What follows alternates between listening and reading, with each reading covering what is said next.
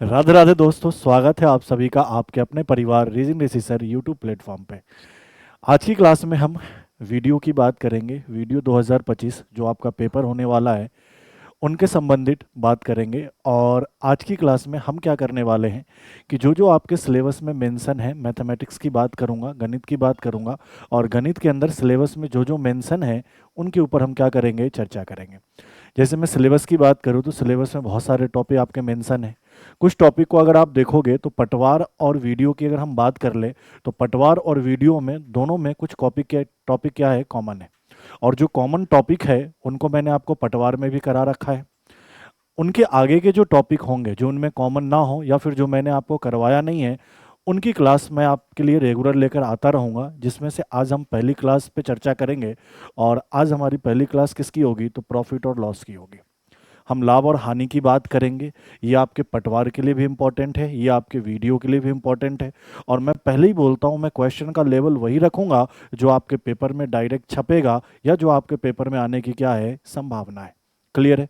तो चाहे आप पटवार का पेपर दे लो या वीडियो का दे लो, सबसे पहले आपको वीडियो का एग्ज़ाम देना है तो फोकस आपका वीडियो पे चल रहा होगा। तो आप उनका भी पेपर देखोगे तो आप जाओगे पेपर में एग्ज़ाम देकर आओगे तो कहोगे जी सर आपने जो कहा था वो आप सही कह रहे थे। क्लियर है? तो आज की क्लास में हम टॉपिक स्टार्ट करेंगे प्रॉफिट और लॉस। प्रॉफिट और लॉस के जितने भी क्वेश्चन बन सकते थे, जो जो एग्जामिनर आपका सोच सकता है, उन सारे प्रकार के क्वेश्चन पे आज हम क्या करने वाले हैं, चर्चा करने वाले हैं। तो बढ़ते हैं आज के सेशन की तरफ, देखते हैं कैसे कैसे क्वेश्चंस आपके पेपर में आने की संभावना है, कैसे कैसे क्वेश्चंस प्रॉफिट लॉस में बनते हैं और उनके सॉल्यूशन को कैसे आप सॉल्व करोगे, उनको एक एक करके मैं क्या करूँगा, समझाऊंगा। चलिए आज के सेशन में बढ़ते हैं। टॉपिक अपना है प्रॉफिट लॉस और प्रॉफिट लॉस की अपनी पहली क्लास होगी। ठीक है? वीडियो और पटवार आप देख रहे हो, दोनों के लिए इंपॉर्टेंट टॉपिक है। और यहाँ लिखा है इससे बाहर कुछ नहीं, इसका मतलब कि जो भी इस एग्जाम का लेवल है उस लेवल के हिसाब से आपको पूरा पढ़ा दूंगा मैं प्रॉफिट लॉस को। चलिए क्वेश्चन की तरफ बढ़ते हैं। जो क्वेश्चन नंबर फर्स्ट है वो देखो। Question number first profit loss का क्या कह रहा है, कह रहा है कि एक व्यापारी एक वस्तु को 500 रुपये में खरीदता है और वह उस पर 700 रुपये मूल्य अंकित करता है। वह नगद भुगतान पर 10% की छूट देता है, तो राशि और प्रतिशत में कुल लाभ बताए। जो लाभ बताना है वो रुपए में भी बताना है और परसेंटेज में भी बताना है, ये बात आपसे कह रहा है। देखो एक चीज़ समझना, एक बात आप थोड़ा थोड़ा बेसिक है उसको क्लियर करके चलो कि जब भी खरीदने की बात करें तो क्रय मूल्य, जब भी बेचने की बात करें तो विक्रय मूल्य, और जब भी लिखा हुआ मूल्य अंकित मूल्य की बात करें तो आप कहोगे मार्क प्राइस की बात हो रही है या अंकित मूल्य की बात हो रही है। दूसरी बात आप क्या ध्यान दोगे, कभी भी प्रॉफिट लॉस की बात करें तो प्रॉफिट लॉस के लिए आपको सीपी और एसपी का पता होना जरूरी है। कहने का मतलब खरीद मूल्य और विक्रय मूल्य दोनों का पता होना जरूरी है, तभी आप प्रॉफिट और लॉस का पता कर पाओगे। लेकिन कभी भी क्वेश्चन में छूट की बात करें, डिस्काउंट की बात करें, तो आपको अंकित मूल्य और किसका पता होना चाहिए, विक्रय मूल्य। तो जब भी अंकित मूल्य विक्रय मूल्य की बात हो तो समझना छूट की बात हो रही है, और जब भी क्रय मूल्य और विक्रय मूल्य की बात हो तो आप समझना प्रॉफिट या लॉस की बात हो रही है। ये जो छोटी सी बात आप अपने दिमाग में क्या करोगे, फिट करके बैठा लोगे। अगली बात ये कि कभी भी छूट परसेंट निकालना हो तो वो अंकित मूल्य पे कैलकुलेट होता है, और कभी भी प्रॉफिट परसेंट निकालना हो या लॉस परसेंट निकालना हो वो क्रय मूल्य पे क्या होता है, डिसाइड होता है। क्लियर है? तो ये सारी बातें आप ध्यान में रखो। आप क्वेश्चन को पढ़ लिया, क्वेश्चन का सॉल्यूशन देखो कितना आसान है। कह रहा है सर 500 रुपए में खरीदता है, तो आपने कहा सर सीपी कितना है, 500, लिख दो जो जो डेटा दिया है। फिर कह रहा है 700 रुपया अंकित करता है, अंकित का मतलब मार्क प्राइस, सर उसके ऊपर 700 रुपया लिख देता है। ठीक है सर। आगे कह रहा है वह नगद भुगतान पर 10% की छूट देता है। मैंने क्या कहा, जब भी छूट देखे तो यह बात भैया अंकित मूल्य या विक्रय मूल्य के ऊपर होगा। क्लियर है? तो आपने कहा कि सर जो डिस्काउंट है, सुनना मेरी बात को, जो डिस्काउंट है वह कितने का है, 10% का है।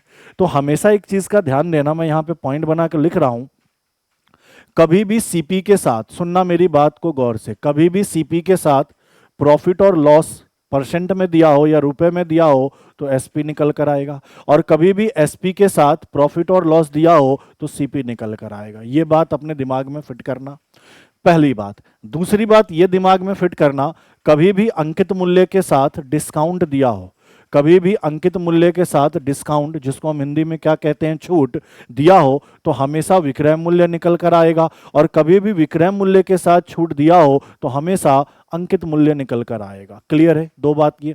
तीसरी बात ये ध्यान रखना कि जब भी विक्रय मूल्य क्रय मूल्य से ज्यादा हो तो आपको ऐसे केस में हमेशा क्या मिलेगा, तो सर प्रॉफिट मिलेगा। ठीक है।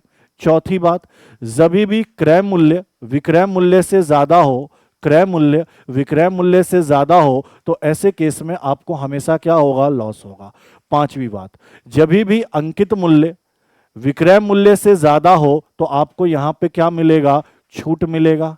और छठी बात, ऐसा अगर केस आ जाए कि अंकित मूल्य और विक्रय मूल्य दोनों आपस में क्या हो, बराबर हो, इसका मतलब यहां पे आपको कोई छूट नहीं मिला है, यहां पे आपको कोई छूट नहीं मिला है, यहां पे आपको कोई छूट नहीं मिला है, अर्थात जो डिस्काउंट है वह कितने परसेंट का है, 0% का है। ये सारी बातें आप ध्यान में रखो, ये बेसिक बात है। अब देखो क्वेश्चन में कि मुझे क्रय मूल्य पता है, विक्रय मूल्य पता है, साथ में छूट पता है, तो मैंने कहा कि अगर अंकित मूल्य के साथ छूट पता होगा तो मैं डायरेक्ट विक्रय मूल्य निकाल लूंगा। कैसे, तो मैंने कहा 700 रुपए की कोई वस्तु है, उसका अगर 10% निकालूं तो 700 का 10% कितना होगा सर, 70।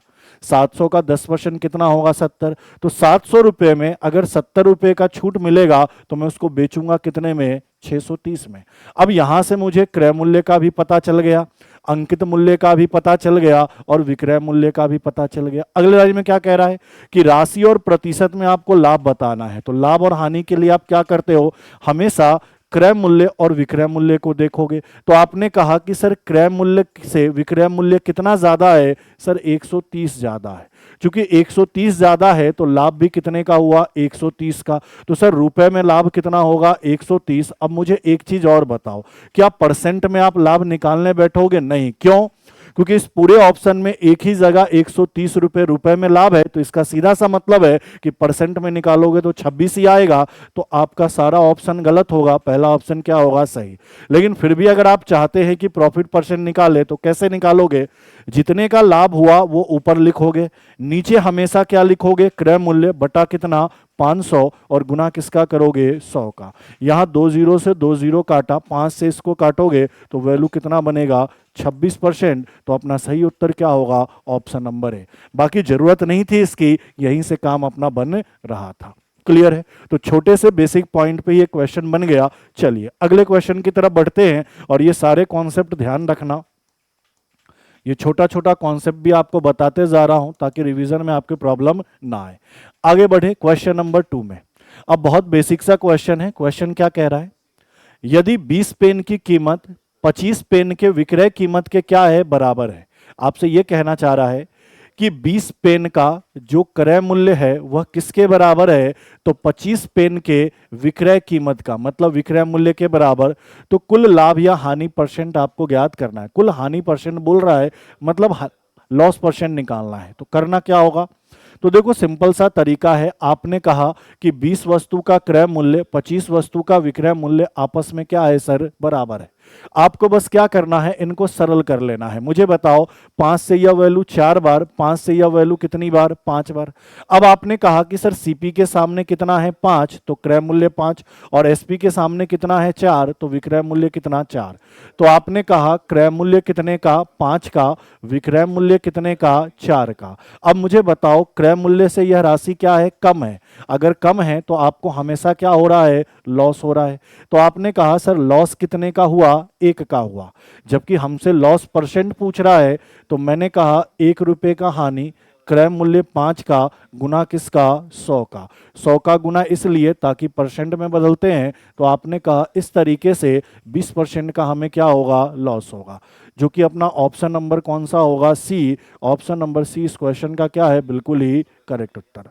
क्लियर है ये बात है, ये बिल्कुल इजी क्वेश्चन था। चलिए अगले क्वेश्चन में बढ़ते हैं। क्वेश्चन नंबर 3 क्या कह रहा है, एक घड़ी को 1440 में बेचने पर 10% की क्या होती है, हानि।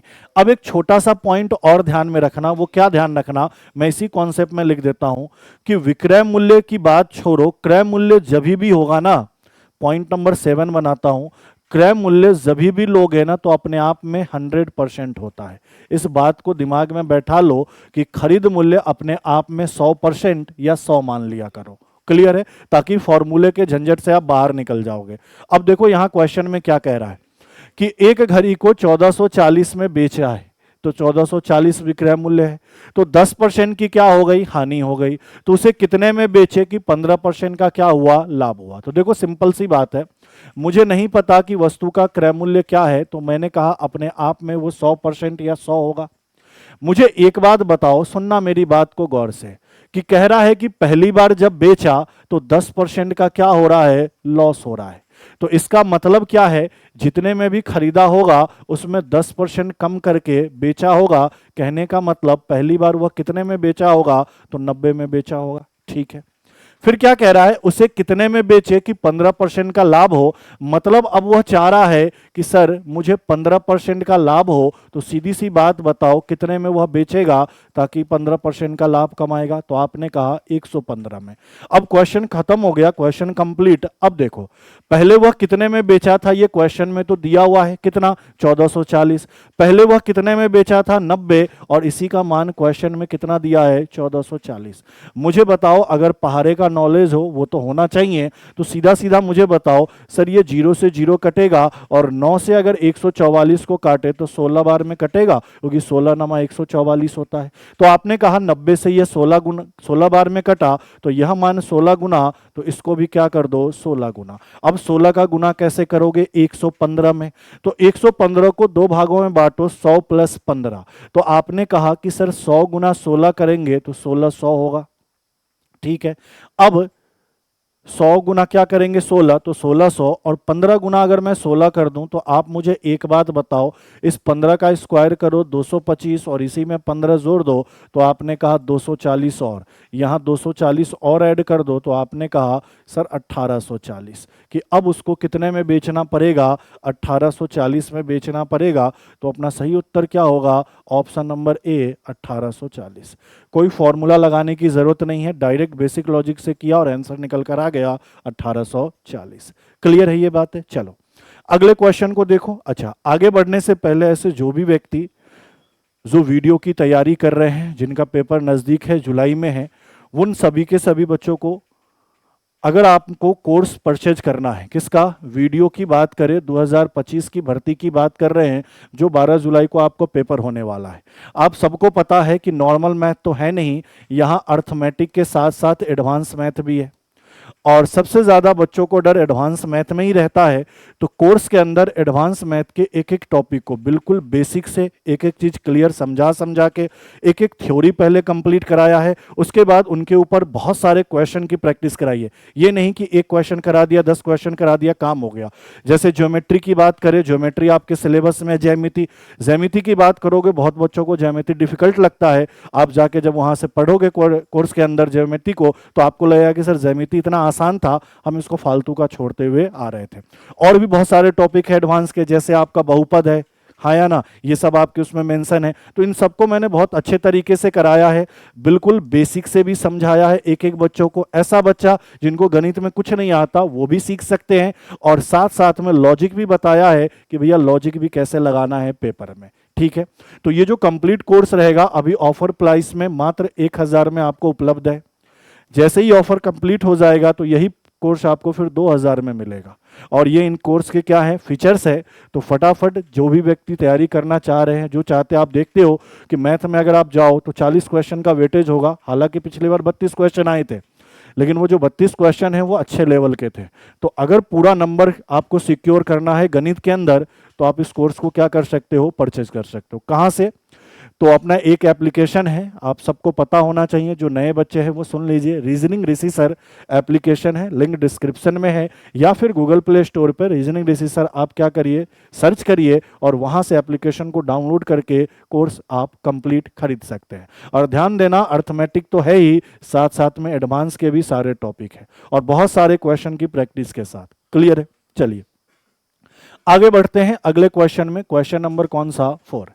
क्या कह रहा है, एक व्यापारी अपने सामान पर 25% मूल्य बढ़ाकर अंकित करता है। मैंने कहा बिल्कुल लॉजिक से चलोगे ना तो हो जाएगा, इसमें कोई फॉर्मूले और की जरूरत नहीं है। एक व्यापारी अपने सामान पर 25% मूल्य बढ़ाकर क्या करता है, अंकित करता है। अंकित करने का मतलब लिख दिया, लिख देने का मतलब अंकित मूल्य। तो मुझे नहीं पता कि व्यापारी ने उस सामान को कितने में खरीदा है, मैं मान लेता हूं 100 में खरीदा है। और 100 में कितना परसेंट बढ़ाता है सर? 25% बढ़ाता है और 25% बढ़ाकर लिख देता है।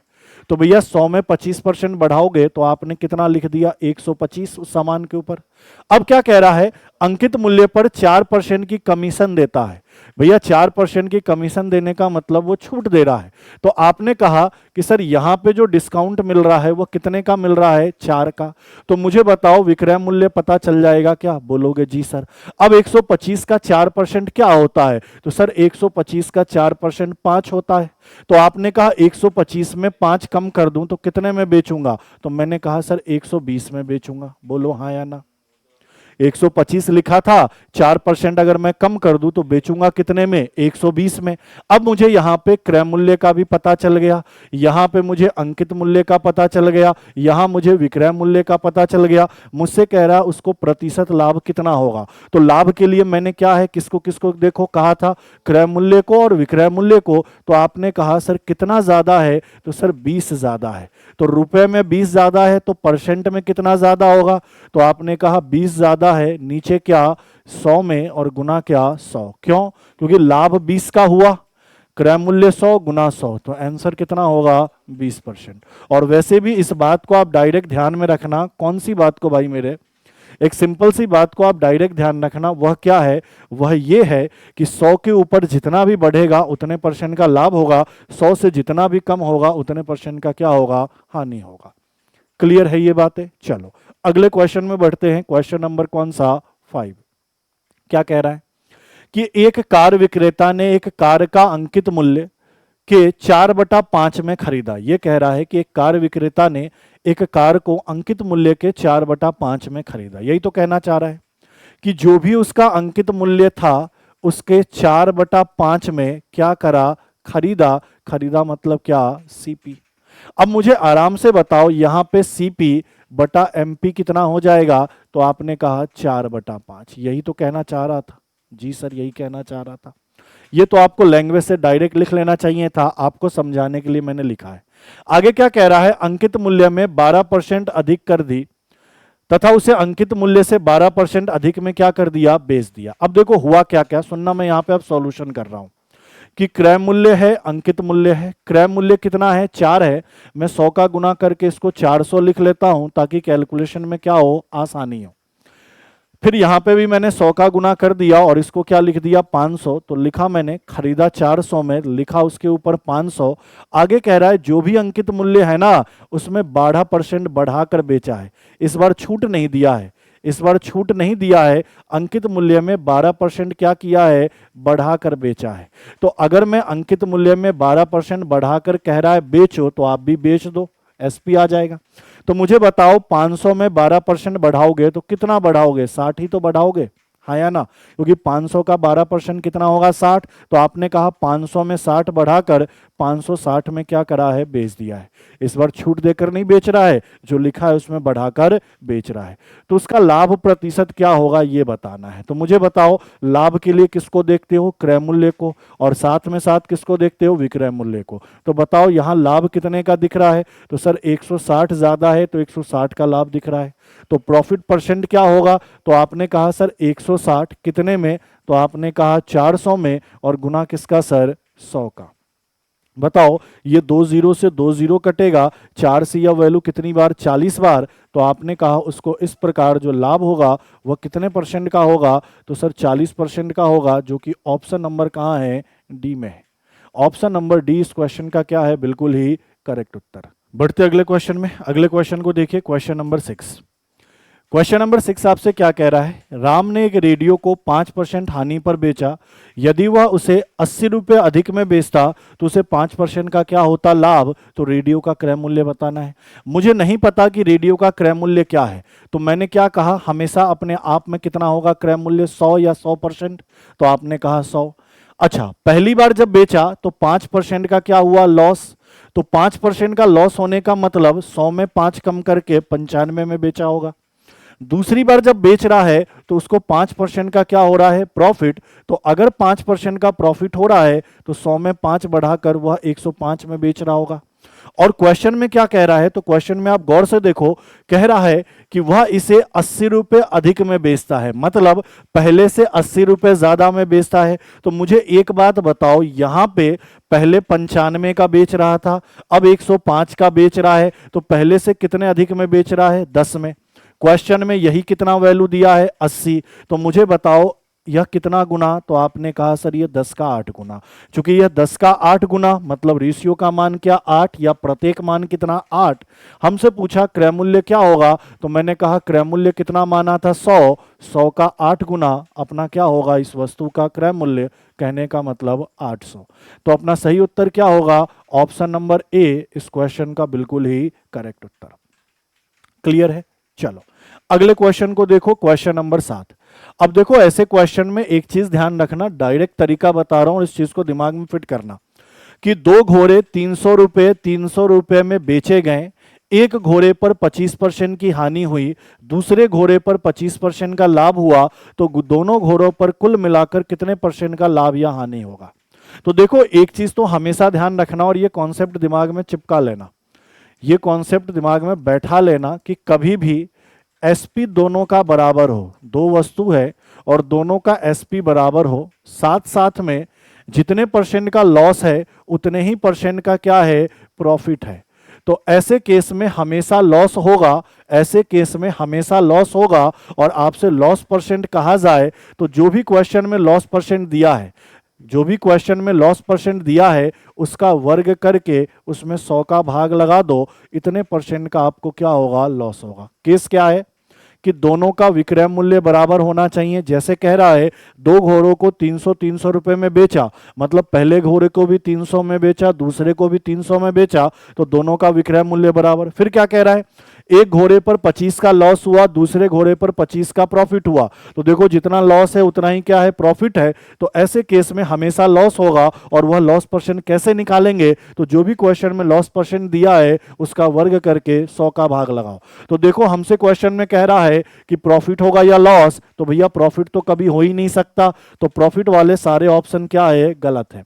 ना ही प्रॉफिट ना ही लॉस, ये भी गलत है। तो एक लौता आंसर यही सही होगा। निकालोगे कैसे, तो देखो लॉस परसेंट निकालना है, तो आपने कहा सर लॉस परसेंट 25 है, 25 का वर्ग करे और 100 का क्या करे, भाग लगाएं। तो 25 का वर्ग कितना होता है, 625, और 625 में 100 का भाग लगाओगे तो आप कहोगे 6.25% का क्या हुआ, लॉस।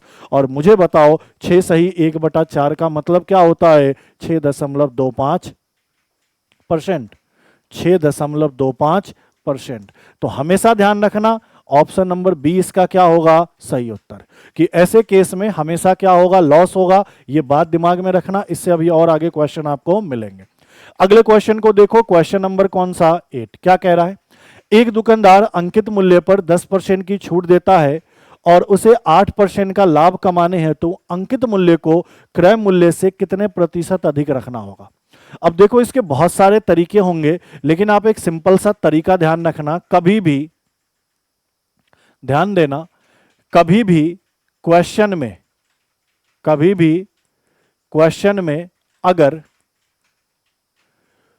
प्रॉफिट परसेंट और साथ साथ में डिस्काउंट परसेंट दिया हो तो आप डायरेक्ट सीपी और एमपी का रेशियो निकाल सकते हो। कैसे, 100 में अगर डिस्काउंट को घटाओगे तो क्रय मूल्य का अनुपात आएगा, और 100 में अगर प्रॉफिट को जोड़ोगे तो अंकित मूल्य का अनुपात आएगा। ये चीज ध्यान रखना, इसका काम बहुत जगह आता है, इसका काम बहुत जगह आता है। और देखा जाए तो अगर आप डिस्काउंट चैप्टर की बात करो ना, तो डिस्काउंट चैप्टर में मैक्सिमम क्वेश्चन में ये कॉन्सेप्ट लग जाता है। क्या, कि कभी भी लाभ और छूट परसेंट दोनों दिया हो तो सीपी और एमपी का रेशियो कैसे निकालते हैं, 100 में से छूट घटाकर सीपी और 100 में लाभ जोड़कर क्या, एमपी। ये बात ध्यान रखना।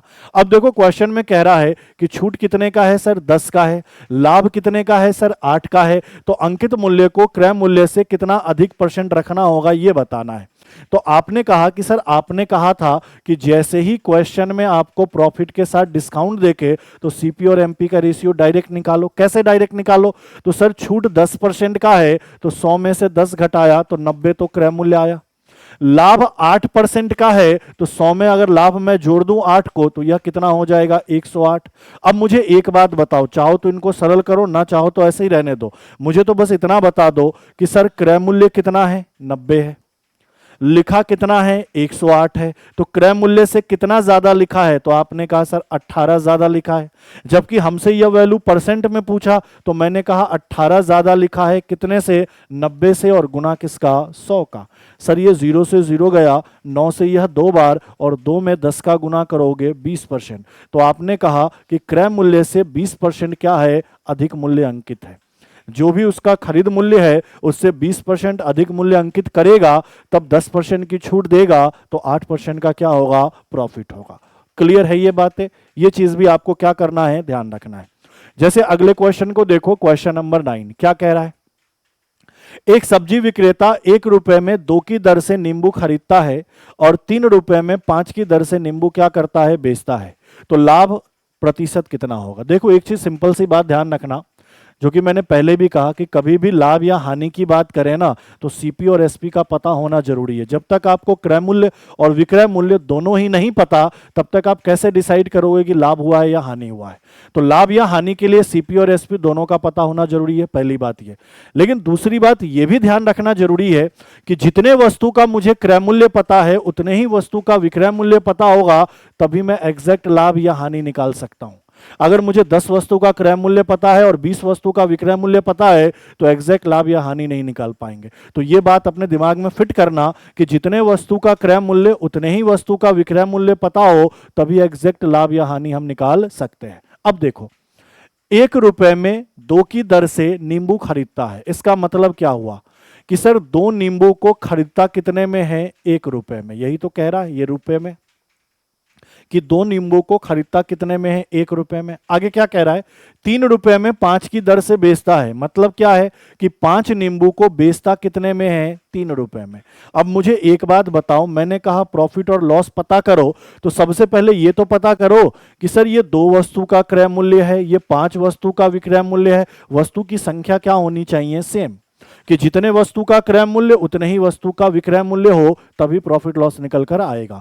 लेकिन यहां वस्तु की संख्या सेम नहीं है, तो सेम बनाओ। कैसे बनाओगे, तो 2 और 5 जो भी वस्तु की संख्या उसका लैसे ले लो। इसका लैसे कितना आया, 10। तो अगर इसको 10 बनाना है तो आपने किसका गुना किया, 5 का, तो यहां पे भी किसका गुना होगा, 5 का। अगर इस वस्तु की संख्या को 10 बनाना है तो यहां गुना किसका किया, 2 का, तो यहां भी गुना क्या होगा, 2 का। अब आपने कहा कि 5 रुपए में खरीदा और कितने रुपए में बेचा, 6 में, लेकिन कितनी वस्तु को, तो सर 10 को ही खरीद रहे हैं और 10 को ही क्या कर रहे हैं, बेच रहे हैं। तो मुझे एक बात बताओ, प्रॉफिट हो रहा है या लॉस हो रहा है, तो सर क्रय मूल्य से 1 रुपया ज्यादा है तो प्रॉफिट हो रहा है। लेकिन हमसे तो प्रॉफिट परसेंट पूछा है, तो हमने कहा 1 का प्रॉफिट, क्रय मूल्य कितना, 5 का, गुना किसका, 100 का। 5 से काट दो कितनी बार, 20 बार, तो आपने कहा 20% का क्या हुआ है, प्रॉफिट। ऑप्शन नंबर सी इस क्वेश्चन का क्या होगा, बिल्कुल ही करेक्ट उत्तर। क्लियर है? तो एक एक चीज क्लियर करते हुए चल रहा हूं ताकि आपको दिक्कत ना आए। अगले क्वेश्चन में देखो, क्वेश्चन नंबर 10 क्या कह रहा है। अब इस क्वेश्चन को करो, क्वेश्चन आसान है, बस कैलकुलेशन से डील करना है। क्या कह रहा है कि सलीम 90 पैसे प्रति अंडे की दर से 144 अंडे क्या करता है, खरीदता है। अब पहले पूरे लाइन को समझो कि 90 पैसे प्रति, कलर करूं मैं चेंज, क्या कह रहा है, 90 पैसे प्रति अंडे की दर से, मतलब एक अंडे का दाम कितना है, 90 पैसा। टोटल कितने अंडे खरीदता है सर, 144 अंडे खरीदता है। तो मुझे एक बात बताओ, आप ऐसा कह सकते हो कि सर 144 अंडे कितने में खरीदेगा, तो 144 गुना 90, ये पैसा है तो इसको रुपया में बदलने के लिए 100 का भाग लगा दे। बोलो हाँ या ना, कि एक अंडे को 90 पैसे में खरीदता है तो 144 अंडे को कितने में खरीदेगा, 144 गुना 90, ये पैसे में आएगा तो मैं 100 का भाग लगाकर इसको रुपए में बदल लिया। ठीक है, आगे क्या कह रहा है, इसमें से 20 अंडे टूट गए। तो मुझे एक बात बताओ, 144 में से 20 अंडे टूट गए तो बचे कितने अंडे, 124 अंडे। अब क्या कह रहा है, शेष अंडों को वह 1 रुपये 20 पैसे प्रति के अंडे की दर से क्या करता है, बेचता है। तो जब बेचने की बात आई तो सर 124 अंडे ही बेच पाएगा, और हर एक अंडे को कितने की दर से बेचता है, 1 रुपये 20 पैसे। इसको आप क्या लिख सकते हो, एक सही 20 बटा कितना 100, बोलो हाँ या ना।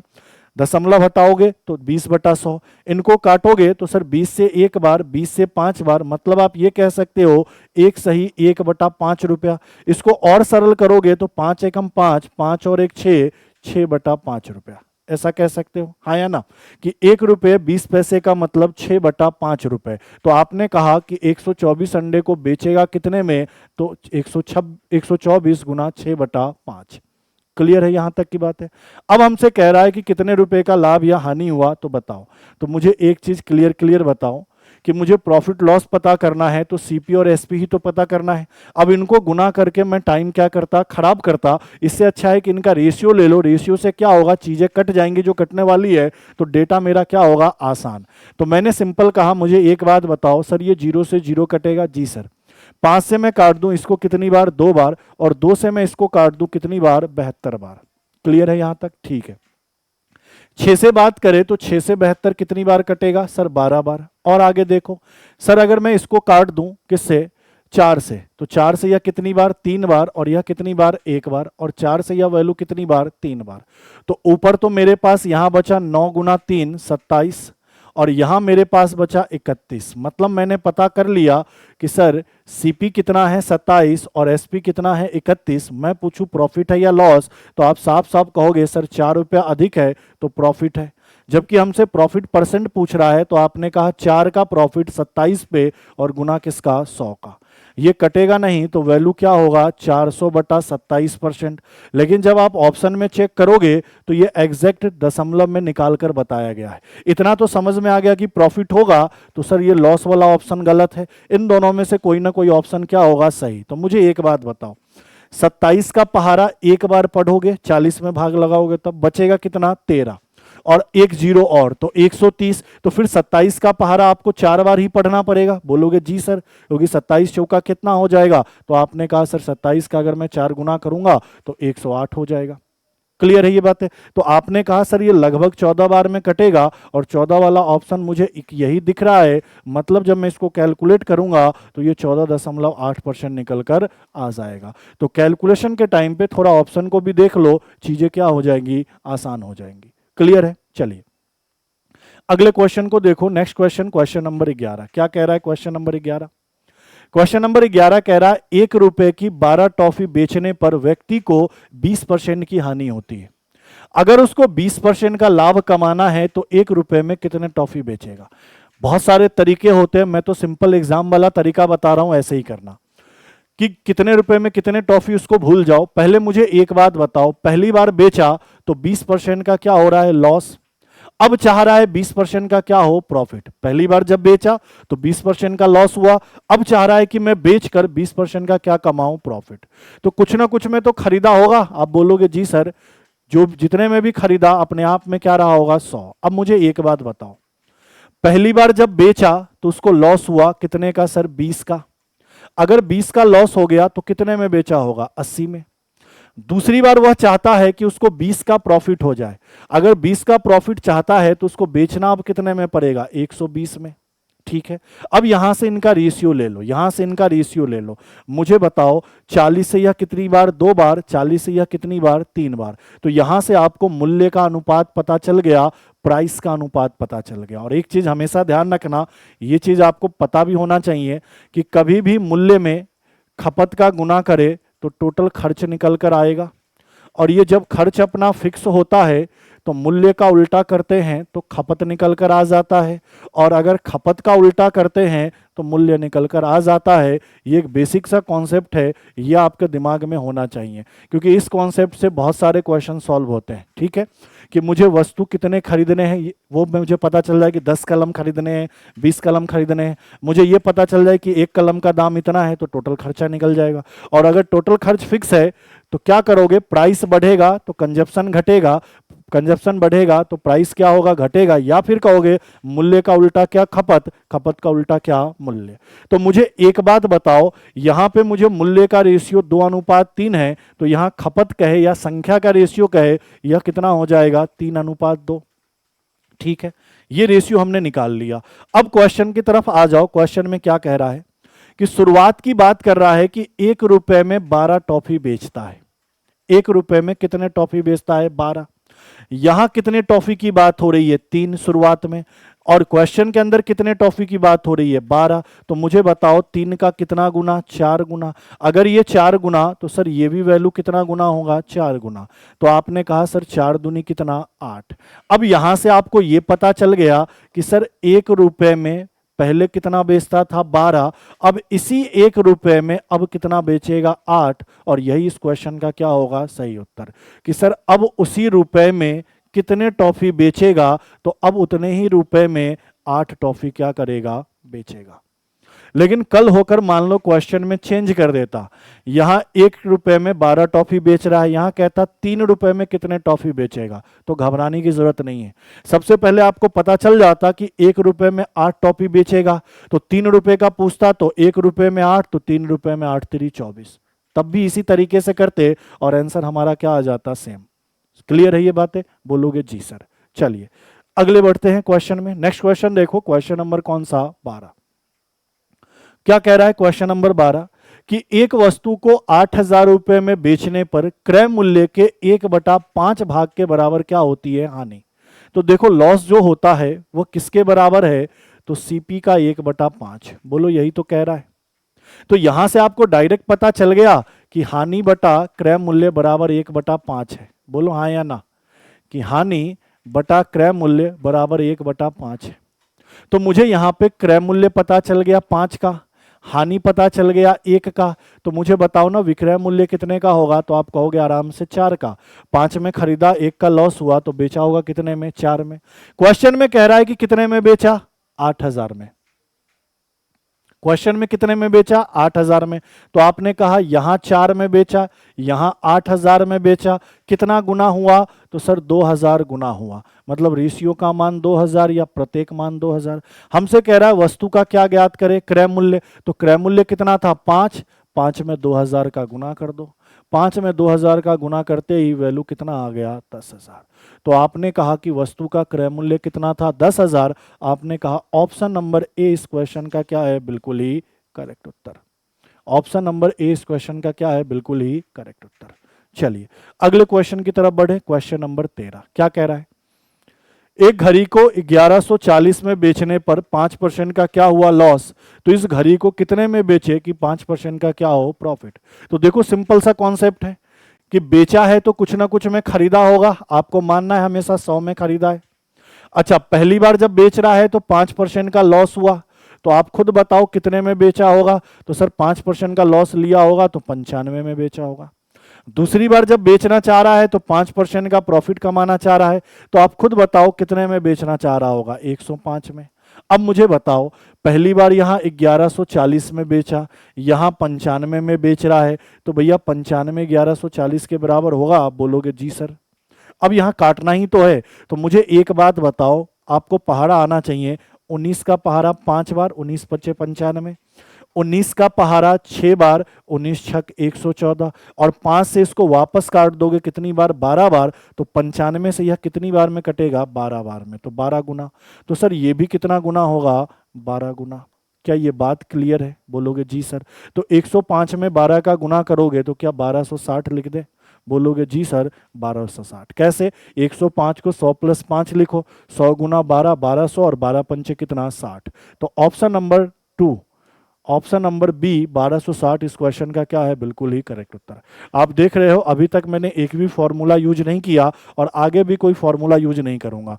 बेसिक कॉन्सेप्ट पे पूरा आपको प्रॉफिट लॉस करा दूंगा और बिल्कुल आसान तरीके से कैलकुलेशन भी आपके पास नहीं मंडराने दूंगा। क्लियर है? चलिए आगे बढ़ते हैं अगले क्वेश्चन में।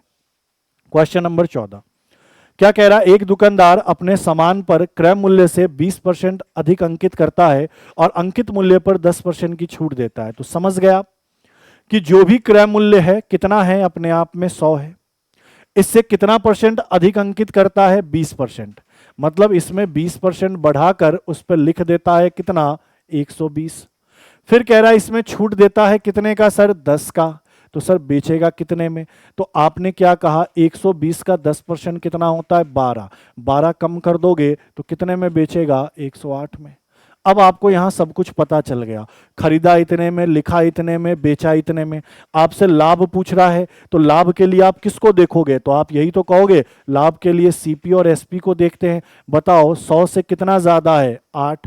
तो सर रुपए में 8 ज्यादा तो परसेंट में भी 8 ज्यादा, तो आपने कहा सर 8% का क्या हो गया, प्रॉफिट। और अभी थोड़ी देर पहले कहा था 100 में जितना ज्यादा होगा, 100 से जितना ज्यादा होगा उतना ही परसेंट का प्रॉफिट, 100 से जितना कम होगा उतना ही परसेंट का लॉस। तो 100 से 8 ज्यादा है तो 8% का क्या, प्रॉफिट। अगले को देखो, क्वेश्चन नंबर 15 क्या कह रहा है, मोहन ने 12,000 रुपए में 20 स्टूल खरीदा तथा उन्हें बेचकर 4 स्टूल के विक्रय मूल्य के बराबर लाभ कमाया। अब सब कुछ भूल जाओ, बस इस लाइन पे ध्यान दो। जब भी ऐसा क्वेश्चन मिले ना तो यही लाइन इंपॉर्टेंट होता है। उन्हें बेचकर 4 स्टूल के विक्रय मूल्य के बराबर क्या करा, लाभ कमाया। बस इस लाइन को पढ़ो, ये लाइन सबसे इंपॉर्टेंट होता है, सब भूल जाओ। कह रहा है कि 4 स्टूल के विक्रय मूल्य के बराबर क्या हुआ, देखो 4 स्टूल के विक्रय मूल्य के बराबर क्या हुआ, लाभ। तो सबसे पहले बताओ 4 स्टूल का अगर विक्रय मूल्य दिया है ना, तो ऐसे क्वेश्चन में आप हमेशा मानो एक वस्तु का विक्रय मूल्य 1 रुपया। अगर यहां कहता 4 स्टूल के क्रय मूल्य के बराबर लाभ हुआ तो हमेशा मानो एक वस्तु का क्रय मूल्य 1 रुपया। यह बात दिमाग में फिक्स करो ऐसे क्वेश्चन को सॉल्व करने के लिए, कि लाभ या हानि किसके बराबर है, विक्रय मूल्य के बराबर है तो एक वस्तु का विक्रय मूल्य 1 रुपया लो, और अगर क्रय मूल्य के बराबर है तो एक वस्तु का क्रय मूल्य 1 रुपया लो, बात खत्म। चूंकि विक्रय मूल्य के बराबर क्या है, लाभ है, तो मैंने कहा कि एक वस्तु का विक्रय मूल्य कितना, 1 रुपया। और क्वेश्चन के अंदर टोटल वस्तु कितनी है भाई, पहले तो ये देखो टोटल वस्तु कितनी है सर, 20 है। तो अगर एक वस्तु का विक्रय मूल्य 1 रुपया तो 20 वस्तु का विक्रय मूल्य कितना, 20 रुपया। तो आपने कहा कि सर 20 वस्तु को 20 रुपए में बेचा होगा। अच्छा, बेचने पर लाभ हुआ तो लाभ किसके बराबर है, तो कह रहा है 4 वस्तु के विक्रय मूल्य के बराबर। तो आपने यही तो माना है एक वस्तु का विक्रय मूल्य 1 रुपया तो 4 वस्तु का विक्रय मूल्य 4 रुपया। अब मुझे बताओ, बेच तुम 20 में रहे हो, प्रॉफिट तुम 4 का कमा रहे हो, तो खरीदा कितने में होगा। तो आप हमेशा ध्यान रखना कि अगर एसपी के साथ प्रॉफिट है तो घटा दोगे तो सीपी आएगा, अगर एसपी के साथ लॉस है तो दोनों को जोड़ दोगे तो सीपी आएगा। तो आपने कहा 20 में से 4 घटा दो, कितना, 16। अब खुद चेक करके देख लो, 16 में खरीदा 20 में बेचा तभी तो 4 का प्रॉफिट हुआ। ठीक है, तो यहां से तुम्हें सीपी भी पता चल गया, इस 20 वस्तु का कितना है, 16। ये सब रुपए में है भाई मेरे, ये सब रुपए में है। ठीक है, कि 20 वस्तु का विक्रय मूल्य 20, प्रॉफिट 4 रुपए का, और 20 वस्तु का क्रय मूल्य कितना, 16 रुपया। यहां तक काम कर लिया। अब आगे क्या कह रहा है, प्रत्येक वस्तु का विक्रय मूल्य बताना है। ठीक है, बता देंगे। पहले तो मुझे एक बात बताओ, ये 12,000 क्या दिया है, तो क्वेश्चन में कह रहा है मोहन ने 12,000 रुपए में 20 स्टूल को क्या करा है, खरीदा है। तो सर ये 12,000 क्रय मूल्य दिया है, तो मुझे एक बात बताओ, हमारे हिसाब से क्रय मूल्य कितना है सर, 16 है। क्वेश्चन के अकॉर्डिंग क्रय मूल्य कितना है, 12,000 है। मुझे विक्रय मूल्य निकालना है तो सर मेरे लिए विक्रय मूल्य कितना है, 20, तो मैं 20 का मान निकालूंगा। कितना आएगा, तो मैंने कहा, या फिर इसको डायरेक्ट काट दो या ऐसे कहो कि 16 रुपया बराबर 12,000, 20 बराबर कितना, तो 12,000 बटा कितना, 16 और गुना कितना, 20। इनको जब आप सरल करोगे तो मुझे बताओ 4 से यह कितनी बार, 5 बार, 4 से यह कितनी बार, 4 बार, और 4 से यह कितनी बार, 3,000 बार। तो आपने कहा कि सर विक्रय मूल्य कितना आया, 15,000 रुपये आया। कितना आया, 15,000 रुपये आया। लेकिन ये जो विक्रय मूल्य आया 15,000, ये कितने वस्तु का आया, 20 वस्तु का। तो आपको 20 वस्तु का एसपी पता है कितना, 15,000 रुपया। आपसे एक वस्तु का विक्रय मूल्य पूछ रहा है तो आप यही तो कहोगे, इस 15,000 में 20 का भाग लगा दीजिए, 0 से 0 गया, और 2 से 1500 को काटोगे तो 750 रुपया। तो आपका सही उत्तर क्या होगा, ऑप्शन नंबर बी, 750। जबकि इसमें करने जैसा कुछ नहीं था, सिंपल 20 वस्तु है, ये विक्रय मूल्य के बराबर प्रॉफिट है, तो विक्रय मूल्य 20, लाभ 4 का, क्रय मूल्य 16, 16 का मान दिया है 12,000, तो 20 का मान निकाल लो कितना, 15,000। ये जो सब है ये कितने वस्तु की बात हो रही है, 20 वस्तु के ऊपर बात हो रही है। 20 वस्तु का विक्रय मूल्य, 20 वस्तु पे प्रॉफिट, 20 वस्तु का क्रय मूल्य। हमने कहा 20 वस्तु का क्रय मूल्य कितना आया, 15,000, एक वस्तु का पूछा तो आपने कह दिया 750। क्लियर है। तो ऐसे क्वेश्चन को इसी तरीके से आप क्या करोगे, सॉल्व करोगे। अगले क्वेश्चन में बढ़ो। क्वेश्चन नंबर 16 क्या कह रहा है, एक फल विक्रेता द्वारा 35 केले बेचने पर, अब बताओ ये 35 केले इसको भूल जाओ, 7 केले के विक्रय मूल्य के बराबर क्या होता है लाभ। देखो सेमी कॉन्सेप्ट पे, 7 केले के किसके विक्रय मूल्य के बराबर क्या होता है लाभ। लाभ किसके बराबर है, विक्रय मूल्य के। तो आप एक वस्तु का विक्रय मूल्य मान लो कितना, 1 रुपया, और क्वेश्चन के अंदर टोटल वस्तु कितनी है सर, 35। ठीक है, तो आपने कहा एक वस्तु का विक्रय मूल्य 1, तो 35 वस्तु का कितना, 35 रुपया। अच्छा, लाभ कितने वस्तु के बराबर है, तो 4 वस्तु के। तो आपने कहा सर लाभ कितने का, सॉरी 7 के, तो आपने कहा लाभ कितना है, 7। यही तो कह रहा है 7 केले के विक्रय मूल्य के बराबर लाभ है। तो एक केले का विक्रय मूल्य 1, तो 7 केले का विक्रय मूल्य कितना, 7, तो लाभ कितने का, 7 का। तो मुझे यहां बताओ क्रय मूल्य क्या होगा। तो आप कहोगे सर 35 में से 7 घटा दीजिए और घटाकर डायरेक्ट क्या लिख दीजिए, 28। क्लियर है। तो यहां पे आपको यह पता चल गया कि सर 35 वस्तु को बेचा 35 में, 35 वस्तु पर लाभ हुआ 7 का, 35 वस्तु को खरीदा कितने में था, 28 में। ये 35 वस्तु की का सारा डेटा है। ठीक है, हमसे क्या पूछ रहा है, लाभ परसेंट। तो भैया लाभ परसेंट के लिए क्या जरूरी होता है, लाभ जो कि है 7, साथ में क्रय मूल्य जो कि क्या है 28, और गुना किसका, 100 का। 7 से यह वैल्यू 4 बार और 4 से यह वैल्यू कितनी बार, 25 बार। तो 25% का क्या हुआ, लाभ। इसी तरीके से आप पेपर में क्या करोगे, सॉल्व। और यहां पे तो आपको लिखने की जरूरत पड़ रही है, लेकिन भैया पेपर में लिखना भी नहीं है, सीधा विक्रय मूल्य के बराबर लाभ है। तो आप समझ जाना कि भैया एक वस्तु का विक्रय मूल्य मानकर चलो, और क्रय मूल्य के बराबर होता तो एक वस्तु का क्रय मूल्य मानकर आप चल रहे होते। ठीक है, अगले को देखो, क्वेश्चन नंबर 17 क्या कह रहा है, संतरे 10 रुपए में 5 की दर से खरीदकर 15 रुपए में 6 की दर से बेचते हैं। तो यही तो कहना चाह रहा है कि 5 संतरे को खरीदता कितने में है सर, 10 रुपए में। ठीक है, और कह रहा है 6 संतरे को बेचता कितने में है सर, 15 रुपए में। तो मैंने कहा था ना कि संख्या समान होनी चाहिए वस्तुओं की। तो चूंकि यहां संतरे 5 और 6 है, इनका लैस है 30 हुआ, तो सर यहां भी 6 का गुना, यहां भी 6 का गुना, यहां 5 का गुना, यहां 5 का गुना। तो आपने कहा सर ये वैल्यू 60 और ये वैल्यू 75। अब क्या हुआ सर, 30 संतरे को खरीदा 60 में, उसी 30 संतरे को बेचा कितने में, 75 में। तो प्रॉफिट है या लॉस है सर, प्रॉफिट है 15 का। प्रॉफिट है तो प्रॉफिट परसेंट निकालिए, 15 का प्रॉफिट कितने पे, 60 पे, और गुना किसका, 100 का। 15 से यह 4 बार और 4 से यह 25 बार। तो आपने कहा 25% इस क्वेश्चन का क्या होगा, बिल्कुल ही सही उत्तर। क्लियर है ये बातें। चलिए अगले क्वेश्चन को देखो, क्वेश्चन नंबर कौन सा, 18।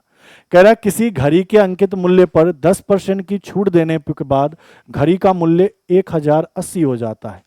यदि छूट ना दी जाती तो 20% का लाभ होता, तो घड़ी का क्रय मूल्य बताओ। अब देखो बिल्कुल आसान है, इसमें तोड़ तोड़ के चलो। इस पूरे लाइन को एक साथ देखो और इस पूरे लाइन को एक साथ देखो, काम खत्म। अब देखो क्वेश्चन कैसे सॉल्व करोगे। कह रहा अंकित मूल्य पर 10% की छूट दिया, तो जरा सोच के देखो कि अंकित मूल्य कितना नहीं पता, तो मैंने माना 100 रहा होगा, और 100 में अगर 10% कम कर दोगे तो बेचा कितने में होगा, 90 में। यही तो किया होगा कि सर अंकित मूल्य क्या है वस्तु का नहीं पता, लेकिन जो भी था उसमें 10% का छूट मिला, तो आपने कहा 100 था, 90 में बेचा होगा 10% कम करके। ठीक है, अब मुझे बताओ बाद में घड़ी छूट देने के बाद घड़ी को कितने में बेच रहा है, 1080 में। रुपए में 1080 में बेच रहा है, और यहां कितने में बेच रहा है, 90 में। तो आपने कहा 90 किसके बराबर, 1080। बताओ कितनी बार में कट जाएगा, 12 बार में कट जाएगा। 0 से 0 कटा, और 9 से कितनी बार, 12 बार। तो यह 12 गुना, तो यह भी 12 गुना। तो यहां से मुझे पता चल गया कि सर वस्तु का अंकित मूल्य 1200 था, 10% कम करके 1080 में क्या किया है, बेचा है। ये पहले लाइन से। अब दूसरे लाइन में क्या कह रहा है, यदि कोई छूट ना दी जाए तो उसको प्रॉफिट कितने का कमाना है, 20 का। यही तो कह रहा है, कोई छूट ना दी जाती तो 20% का क्या होता, लाभ। तो मुझे बताओ कि लाभ कैसे होगा। तो आपने कहा सर कुछ ना कुछ में खरीदा होगा, उसमें 20% का लाभ, मतलब 120 में बेचा होगा।